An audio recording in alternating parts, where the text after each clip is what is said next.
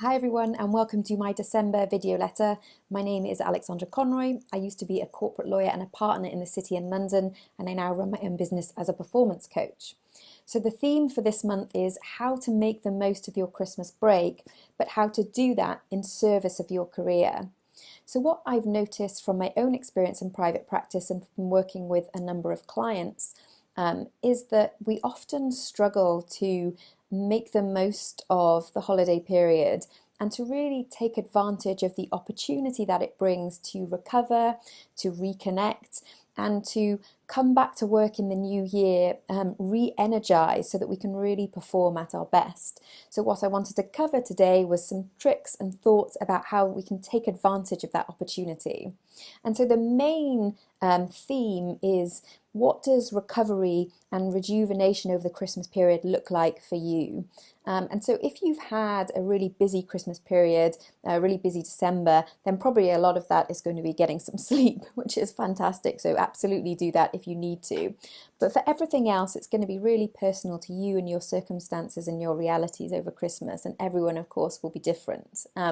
I live in a Christmas movie in my head. And so my Christmas is really going to be about connecting with family, enjoying all the amazing Christmas food and Christmas music, curling up on the sofa, really reading a really good book, praying for snow, but in any event, getting out and getting out in nature and doing some walks. So that's what I'm going to be prioritizing over Christmas. It will be different for you depending on your circumstances. But what I really want you to do is be intentional about the experiences that you want to have and the memories that you want to generate over Christmas, rather than just sort of dream walking through it. Because if you're intentional, you can really make the most of the opportunity. And the other thing is, whatever activities or experiences you have decided that you are going to prioritize over the Christmas break, really practice being present in the moment for those experiences. And I know as I say that some people can think that's a bit airy-fairy. I know that I can sometimes receive resistance to that.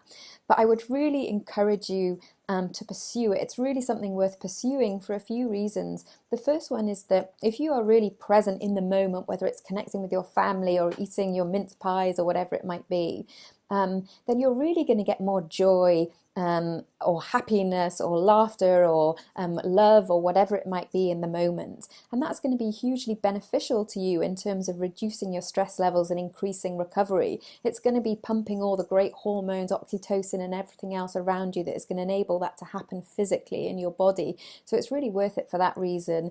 And secondly, we know that our brain attaches to memories that have heightened emotion.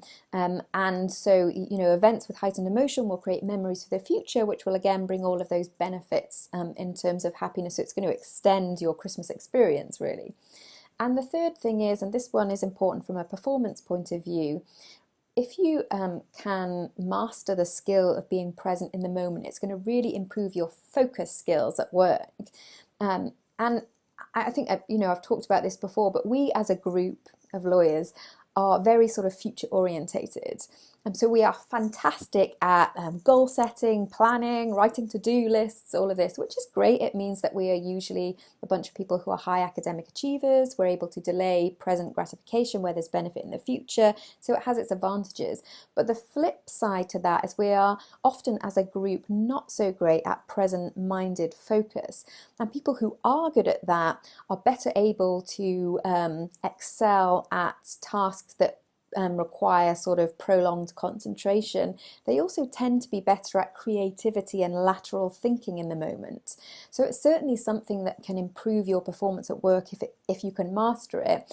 And what a fantastic opportunity to master it, with connecting with family or being present in the moment over Christmas period. So I would really encourage you to do that. And you may be watching this and asking, well, that's all very well and good, but how can I go about doing that? So I just wanted to give you a few practical tips. And the first one is, you've decided on things that you want to prioritize and the experiences that you want to have. So the logical next step is to eliminate any distractions from a practical perspective. And the first one is work.